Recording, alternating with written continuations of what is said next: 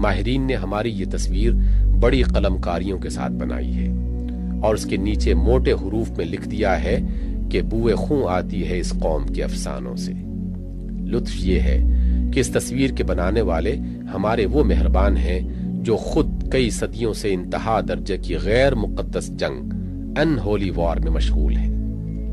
ان کی اپنی تصویر یہ ہے کہ دولت اور اقتدار کے بھوکے ہر قسم کے اسلحے سے مسلح ہو کر قزاقوں کی طرح ساری دنیا پر پل پڑے ہیں اور ہر طرف سے تجارت کی منڈیاں، خام پیداوار کے ذخیرے، نو آبادیاں بسانے کی قابل زمینیں اور معدنیات کی کانیں ڈھونڈتے پھرتے ہیں تاکہ اپنی ہرس کی کبھی نہ بجھنے والی آگ کے لیے ایندھن فراہم کریں۔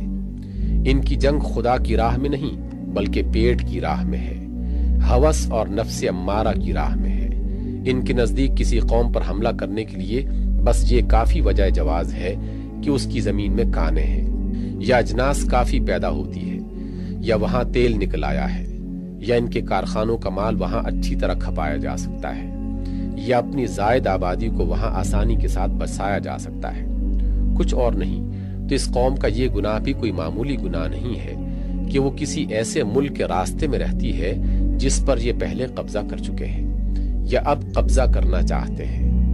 ہم نے تو جو کچھ کیا وہ زمانہ ماضی کا قصہ ہے اور ان کے کارنامے حال کے واقعات ہیں جو شب و روز دنیا کی آنکھوں کے سامنے گزر رہے ہیں۔ ایشیا، افریقہ، یورپ، امریکہ، غرض کرۂ زمین کا کون سا حصہ بچا رہ گیا ہے جو ان کی اس غیر مقدس جنگ سے لالہزار نہیں ہو چکا؟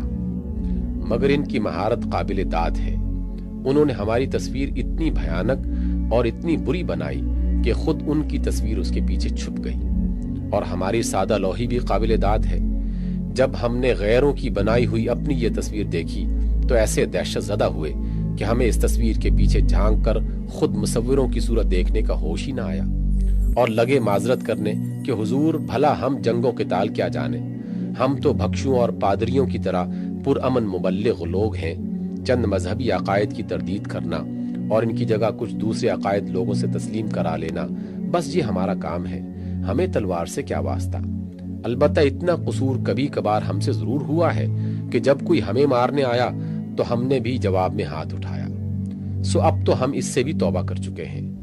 حضور کی طمانینت کے لیے تلوار والے جہاد کو سرکاری طور پر منسوخ کر دیا ہے۔ اب تو جہاد فقط زبان و قلم کی کوشش کا نام ہے۔ تو پر بندوق چلانا سرکار کا کام ہے اور زبان و قلم چلانا ہمارا کام۔